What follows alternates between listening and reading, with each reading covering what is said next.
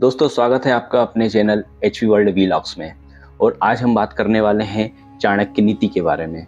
आचार्य चाणक्य एक ऐसे महान विभूति थे जिन्होंने अपनी बुद्धिमत्ता क्षमता के बल पर भारतीय इतिहास की धारा को बदल दिया था। मौर्य साम्राज्य के संस्थापक चाणक्य कुशल राजनीतिज्ञ, चतुर कूटनीतिज्ञ, प्रखंड अर्थशास्त्री के रूप में भी विश्वविख्यात हुए।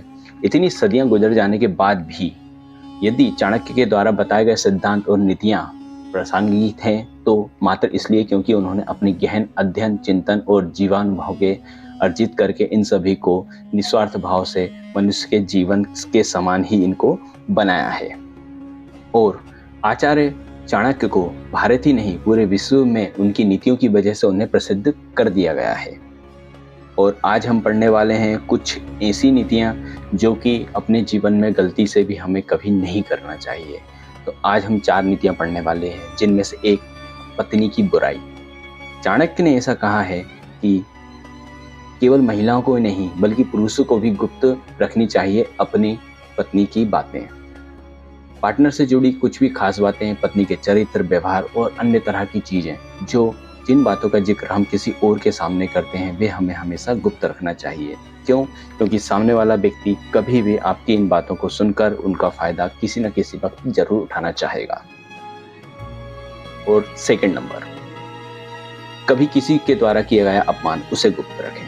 कई बार पुरुषों को अपमान सहना पड़ता है और अगर आपने इसका जिक्र किसी के साथ किया तो वह व्यक्ति कभी न कभी अपने जीवन काल में उस बात को किसी भी व्यक्ति के सामने या कभी भी कितने भी लोग जमा हो वहां पर उन बातों को उखाड़ कर आपके सामने इस तरह की बातें कर कर आपको अपमानित महसूस करा सकता है। सो इसलिए कभी भी आप अपने अपमान को कभी भी यदि हुआ है तो उसे गुप्त रखें। चाणक्य द्वारा कही गई एक तीसरी और महत्वपूर्ण बात यह है कि अपना दुख के बारे में कभी भी किसी के सामने जिक्र ना करें। हर इंसान के अंदर किसी न किसी बात की कसर जरूर होती है, फिर वहाँ चाहे उसकी नौकरी से जुड़ी हो या परिवार से।